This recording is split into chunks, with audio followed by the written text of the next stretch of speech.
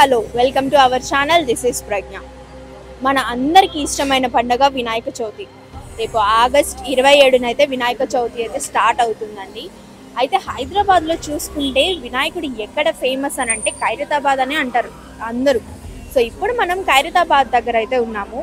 వెనకాల చూసుకున్నట్లయితే వినాయకుడిని తయారు చేస్తూ ఉన్నారు. మనం లోపలికి వెళ్ళి చూద్దాము ఎలా తయారు చేస్తున్నారు, ఎలాంటి వస్తువులు వినాయకుని తయారీలో వాడుతున్నారు అనేది.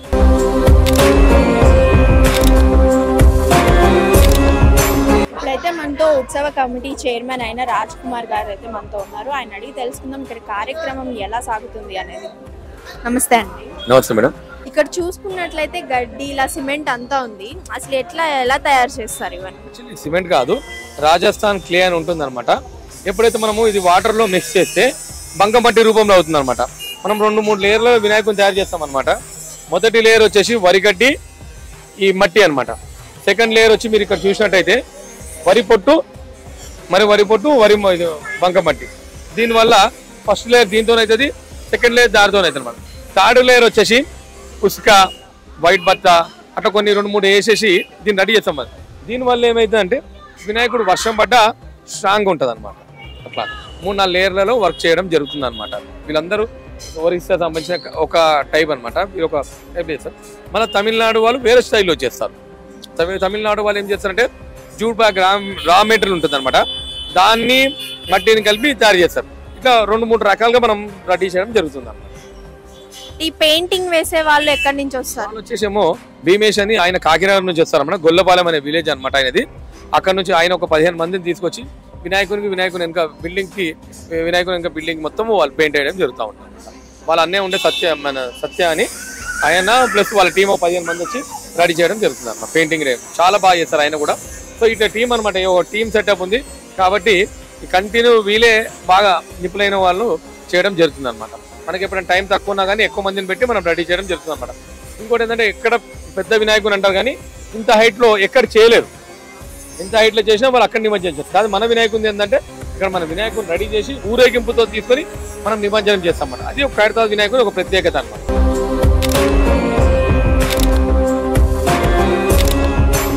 అంటే ఇక్కడ ఇప్పుడు చూసుకున్నట్లయితే వినాయకుడు కార్యక్రమాలు అయితే జరుగుతూ ఉన్నాయి. ఎలా జరుగుతుంది చూడండి. ఈ సంవత్సరము ఖైరతాబాద్ వినాయకుడు విశ్వశాంతి మహాశక్తి వినాయకునిగా దర్శనం ఇవ్వబోతా ఉన్నాడు అనమాట. మరి జూన్ 6వ తేదీ మనము ప్రతి సంవత్సరము వినాయకుని నిర్జల ఏకాదశి రోజు పనులు అనేది మొదలు పెడతాము. జూన్ 6వ తేదీ మనం పనులు మొదలు పెట్టాము. షెడ్ వేయడం కావచ్చు, వెల్డింగ్ పనులు అనేది కంప్లీట్ అయిపోయాయి. వినాయకుని ఇంకా విశ్వశాంతి థీమ్లో గ్లోబ్ ఒకటి పెండింగ్ ఉంది. మిగతా వర్క్స్ అండ్ వెల్డింగ్ పనులన్నీ కంప్లీట్ అయిపోయాయి అనమాట. అదేవిధంగా ఒరిస్సా సంబంధించిన కళాకారులు వచ్చి దాదాపు 22 మంది కళాకారులు వచ్చి వినాయకుని సైడ్లో ఉన్న విగ్రహాలు 50% కంప్లీట్ చేశాయి. మనం మట్టిలో విగ్రహం చేస్తున్నాం కాబట్టి ఇది 2-3 రోజులు అది ఆరాలన్నమాట. అది మట్టిలో కాబట్టి. సో దీంతో పాటు ఈరోజు ఉదయమే తమిళనాడు సంబంధించిన ఆర్టిస్టులు ఒక 25 మంది దాకా వచ్చారన్నమాట. వాళ్ళు వినాయకుని పై నుంచి పాముల నుంచి కింది భాగం దాకా భగవంతు పొట్ట వరకు చేస్తారనమాట. సో పనులు అనేది బాగా నడుస్తున్నాయి. మరి గణేష్ ఉత్సవ కమిటీ అధ్యక్షులు దానం నాగేందర్ గారు, అదేవిధంగా మరి శంకరయ్య గారు స్వాతంత్ర సమరయోధులు. ఆయన 1954లో మొదలుపెట్టారు. ఆయన తర్వాత మా నాన్నగారు సింగర్ సుదర్శన్ గారు, ఆయన 2022 వరకు ఆయన ఉండే. దాని తర్వాత సందీప్ రాజ్ గారు, మరి నేను, మరి శిల్పి రాజేందర్ గారు, ఇవి అందరినీ కోఆర్డినేటర్ చేసుకుంటూ ఇంత సుందరమైన వినాయకుడిని మేము రెడీ చేయబోతా ఉన్నాం. అంటే ఇప్పుడు ఈ పనులన్నీ అయిపోయిన తర్వాత ఇట్లా కలర్ కి సంబంధించి అంటే పెయింటింగ్ పనులు సుమారుగా ఎంత టైం పడుతుంది అండి? మనకు దాదాపు ఒక 1 నెల రోజుల సమయం ఉంది ఈ రోజుకి. అయితే వినాయక చవితి 10 రోజుల ముందు మనం పెయింటింగ్ పనులు స్టార్ట్ చేస్తాం. ఎందుకంటే దాదాపు 2-3 రోజులు నుంచి వర్షం పడుతూనే ఉంది, విగ్రహాలు పచ్చినే ఉన్నాయి కాబట్టి ఒక 10 డేస్ ముందు పెయింట్ వేసేస్తాం అనమాట. పెయింట్ వేసిన తర్వాత ఒక 2-3 రోజుల ముందు భక్తులు చూడడానికి వినాయకుడు రెడీ పెడతాం అనమాట. సో ఆ రోజు భగవంతుని పూజ చేసుకోవచ్చు, మొక్కోవచ్చు. కానీ మొదటి పూజగా గౌరవ ముఖ్యమంత్రి గారు రేవంత్ రెడ్డి గారిని, అదేవిధంగా పొన్నం ప్రభాకర్ గారిని, మా గణేష్ ఉత్సవ కమిటీ అధ్యక్షుడు దానం నాగేందర్ గారు ఇన్వైట్ చేస్తారు. దాని తర్వాత మన తెలంగాణ గవర్నర్ గారిని కూడా పిలిచి మొదటి పూజ రోజు పిలిచి మేము పూజ చేయడం జరుగుతుంది అన్నమాట. అంటే లాస్ట్ టైం చూసుకుంటే వినాయకుడిని పంచముఖ వినాయకుడిని అయితే చేశారు. ఈసారి ఎలా మనం ఐడల్ ఎలా అవుతుంది? ఈ సంవత్సరం ఏంటంటే గత సంవత్సరం మీరు చెప్పినట్టు వినాయకుని స్టార్ట్ చేసి 94 నుంచి 70 వసంతాలు కంప్లీట్ అయినాయి కాబట్టి సప్తముఖ మహాశక్తి వినాయకుని చేశాం. 7 ముఖాలు 7 తలకాయలు 14 హస్తాలు, ఒక సైడ్ బాలరాముడు, రాహు కేతువు, శ్రీనివాస కళ్యాణము, శివపార్వతుల కళ్యాణం. ఎందుకు ఆ థీమ్ తీసుకున్నామంటే అప్పుడే బాలరాముని ప్రతిష్టాపన జరిగింది, అందరూ అయోధ్య వెళ్ళి చూడలేరు కాబట్టి ఆ థీమ్ తీసుకోవడం జరిగింది. అదేవిధంగా రాహుకేతు ఎందుకు తీసుకున్నామంటే ప్రజలందరూ రాహుకేతుకు పూజ చేయడం వల్ల వారికి ఎటువంటి దోషాలు ఉన్నా కానీ వెళ్ళిపోతాయనే ఉద్దేశంతో ఆ థీమ్ తీసుకోవడం జరిగింది అనమాట. కానీ ఈ సంవత్సరం ఏంటంటే ఆపరేషన్ సింధూర్ అయింది, దాంతోపాటు మన 2-3 యుద్ధాలు కూడా జరుగుతూ ఉన్నాయి. అన్ని దేశాలు మన తెలుగు ప్రజలే కాదు, యావత్ భారతదేశమే కాదు, ప్రపంచం మొత్తం శాంతియుతంగా ఉండాలనే ఉద్దేశంతో మనము ఈ సంవత్సరం ఈ థీమ్ ఎన్నుకోవడం జరిగిందనమాట. ఇక్కడ చూసుకుంటున్నట్లయితే దేవి దేవతలు వరాహ స్వామి ఉన్నారు, అలానే ఇక్కడ చూసుకుంటే జగన్నాథ స్వామి కూడా ఉన్నారు. స్పెషాలిటీ ఏంటి? ఈ సంవత్సరం మనం ఎంచుకున్న థీమ్ విశ్వశాంతి మహాశక్తి వినాయకుడు కదా. ఒక సైడ్ మీరు చూసినట్టయితే వాసవి కన్యక పరమేశ్వరి అమ్మవారు, మరి ఇక్కడ మీరు చూసినట్టయితే పురి జగన్నాథుడు, సుభద్రాదేవి, మరి బలరాముడు, ముగ్గురు, దాంతోపాటు ఒక సుదర్శనుడు అని ఉంటారు. ఇక్కడ తీసుకున్నట్టయితే శ్రీ లక్ష్మీ సమేత అయగ్రీవ స్వామి, అయగ్రీవ స్వామి. దాని పక్కకేమో గజ్జల అమ్మవారి పెట్టామన్నమాట. గజ్జల అమ్మవారిని కూడా ఎందుకు పెట్టడం జరిగిందంటే మనం ఈ వినాయకుడిని ఇక్కడ స్టార్ట్ చేయకముందు ఈడ ఒక అమ్మవారి గుడి ఉండే, గజ్జల అమ్మవారు. అయితే మా పెద్దనాన్న గారు ఏం చేశారంటే ఈ 5 ఫ్లోర్ల గుడి కడదామని శంకరయ్య గారు ఈ అమ్మవారి గుడి పక్కకున్న గార్డెన్ లో ఒకటి ప్రతిష్ఠించారు. దాని అనుకోకుండా ఇది అన్కంప్లీట్ ఉంది. సుమారు 71 సంవత్సరం తర్వాత ఈ అమ్మవారిని ఇక్కడ పెట్టి పూజించాలనే ఆలోచనతో నేను పెట్టించాను అనమాట. గత సంవత్సరం బాలరాముడు, ఈ సంవత్సరం ఈ గజ్జల అమ్మవారి గుడి గుడి ఉందని ఎవరికి ప్రపంచానికి తెలియదు కాబట్టి ఆ అమ్మవారు ఇక్కడ పెట్టడం జరిగింది. ఈ థీమ్ అనమాట ఇది ఈ సంవత్సరం. అంటే ఇవన్నీ కంప్లీట్ అవ్వడానికి ఎన్ని రోజులు పడుతుంది సుమారుగా? ఈ రోజుకి మనకు సుమారు 30 రోజుల సమయం ఉంది. మరి మనం ఒక 10 రోజుల ముందు కంప్లీట్ చేయాలనే టాస్క్ అనమాట.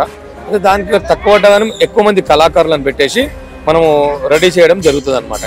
ఖచ్చితంగా ఒక వినాయక చవితి 10 రోజుల ముందు పెయింట్స్ కోసం రెడీ అవుతుంది. పెయింట్లు మాత్రం ఒక 1 వీక్ పెయింట్లు వేస్తారనమాట. వేసిన తర్వాత 3 రోజుల ముందు వినాయకుడిని రెడీ చేస్తాం. అంటే వినాయక చవితి ప్రారంభం నుంచి ఎన్ని రోజుల వరకు వినాయకుడిని ఇక్కడ పూజిస్తూ ఉంటారు?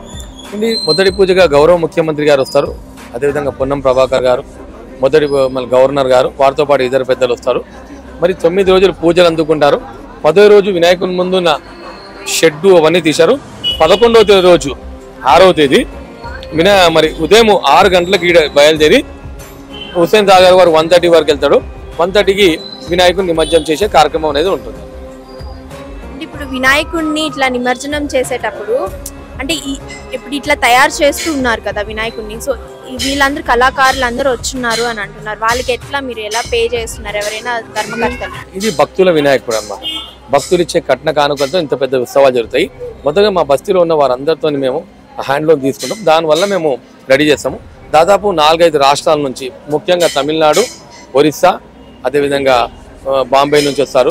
తెలుగు రాష్ట్రాలు సుమారు 5-6 రాష్ట్రాల నుంచి వచ్చి కళాకారులు ఇక్కడ వర్క్ చేయడం జరుగుతుంది అనమాట.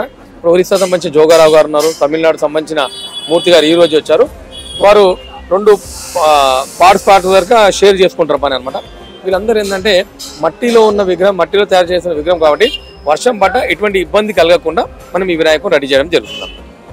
వినాయకుని రెడీ చేసేటప్పుడు ఎలాంటి ఎక్విప్మెంట్స్, ఎలాంటి ఐటమ్స్ మీరు వాడుతున్నారు? చూడండి, మనము వినాయకుడికి ఫస్ట్ కర్రలు తీసుకొస్తాము. నర్సాపురం నుంచి కర్రలు తీసుకొస్తాం అనమాట. నర్సాపురం నుంచి కర్రలు తీసుకొచ్చిన తర్వాత షెడ్ సేవలు ఆదిలాబాద్ నుంచి తీసుకొస్తాం. మన దగ్గర స్ట్రీట్ సామాన్ అంతా ఏమో సికింద్రాబాద్ సంబంధించిన స్టీల్ షాప్ ఉంటుంది అనమాట. వాళ్ళ నుంచి మనం దాదాపు 20 టన్నుల పైన స్టీల్ తెప్పిస్తున్నాం అనమాట. దాన్ని ఫ్యాబ్రికేషన్ మచిలీపట్నం సంబంధించిన నాగబాబు అని అనమాట, ఆయన స్టీల్ ఫ్యాబ్రికేషన్ వర్క్ చేయడం జరుగుతుంది అనమాట. అట్లా 4-5 రాష్ట్రాల కళాకారులను తీసుకొచ్చి మనం వినాయకుని తయారు చేయడం జరుగుతుంది అనమాట. చూసారు కదండి, లోపలైతే దాదాపుగా 20-30 మంది వర్కర్స్ తో అయితే వినాయకుడిని నిర్మిస్తున్నారు. తమిళనాడు నుంచి, ఒరిస్సా నుంచి అయితే వర్కర్స్ వచ్చి ఇక్కడ వినాయకుడిని నిర్మించడం అయితే జరుగుతుంది. దాదాపుగా 60 అడుగుల పైన వినాయకుడిని అయితే నిర్మిస్తున్నారండి. ఈసారి వినాయకుడు అయితే హైదరాబాద్ లో ఇలా ఉండబోతున్నారు. శ్రీ విశ్వశాంతి మహాశక్తి వినాయకుడు అయితే ఇలా ఉండబోతున్నారు ఈసారి. అలానే శ్రీ కన్యక పరమేశ్వరి అమ్మవారు అయితే ఇక్కడ ఉన్నారు. అండ్ అలానే జగన్నాథ స్వామి, శ్రీ లక్ష్మీ సమేత హైగ్రీవ స్వామి, అలానే శ్రీ గజ్జలమ్మ దేవి కూడా వినాయకుడి సమేత అయితే ఇక్కడ ఉంటున్నారండి. ఇక్కడ ఈసారి నిర్మించబోతున్నారు. చాలా అంటే చాలా శక్తివంతమైన వినాయకుడిని అయితే ఈసారి ఇక్కడ నిర్మించబోతున్నారండి. విశ్వశాంతి కోసం అయితే ఇలా విశ్వశాంతి మహాశక్తి గణపతిని అయితే నిర్మిస్తున్నామని కూడా చెప్పారు. చూసుకున్నట్లయితే చాలా అంటే చాలా ఇక్కడ వర్క్స్ చూసుకున్నట్లయితే చాలా వేగంగా జరుగుతున్నాయి. సో వాళ్ళ టాపిక్స్ అయితే ఇవే. ఇలాంటి మరిన్ని అప్డేట్స్ కోసం చూస్తూనే ఉండండి.